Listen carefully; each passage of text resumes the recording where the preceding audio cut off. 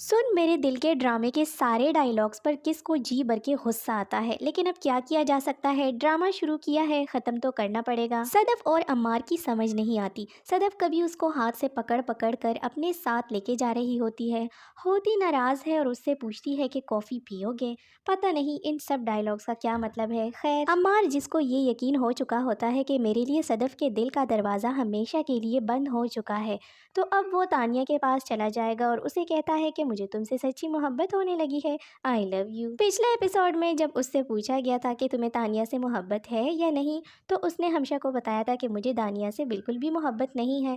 लेकिन इस वाले एपिसोड में अचानक से अम्मार को दानिया से लव भी हो गया है, जिसके बदले में दानिया पहले तो बड़ी खुशी का एक्टिंग करके इजहार करेगी, लेकिन बाद में वो समझ जाएगी कि ये सदफ की तरफ से टुकरा कर आया है, तो इसीलिए कोई और रास्ता ना पाकर मेरे पास आ गया है। तो वो भी अम्मार को कह देगी कि मैं अगर किसी राह चलते इंसान को पकड़कर कहूँ कि ये मेरा शौहर है तो कैसा लगेगा, जिस पर अम्मार को गुस्सा आ जाएगा और वो कहेगा कि तुम कैसी बातें कर रही हो। तो दानिया जो है वो उसको कहेगी कि तुम पहले सदफ के थे और अब अचानक से मेरे होने को तैयार हो। तो इस बात से तो कोई भी समझ सकता है कि सदफ की तरफ से तुम टुकरा कर मेरे पास आ गए हो, जो अब मैं तुम्हें कभी भी एक्सेप्ट नहीं करूँगी। जिस पर अम्मार बिल्कुल पागलों की तरह रिएक्ट करेगा और कहेगा कि मेरी तो किस्मत में अब कोई लड़की ही नहीं है, तो इसलिए पागलों की तरह चीखना चिल्लाना शुरू कर देगा। दूसरी तरफ सदफ, जिसका भी कोई ख़ास मुझे उसकी भी समझ नहीं आई कि अम्मार से सच्ची मोहब्बत करती है, लेकिन अब वो कहती है कि मेरे दिल में जो खाना अम्मार का था अब उसमें बिलाल अब्दुल्ला बैठेगा। एक तो सदफ जो ये दांत बंद कर कर के बातें करती है ना, इस चीज़ से बड़ी चिढ़ है। लेकिन ये ड्रामा सिर्फ और सिर्फ वहाज के लिए कौन देखता है, मतलब बिलाल अब्दुल्ला की एक्टिंग के लिए, वो भी कमेंट सेक्शन में ज़रूर बताइए।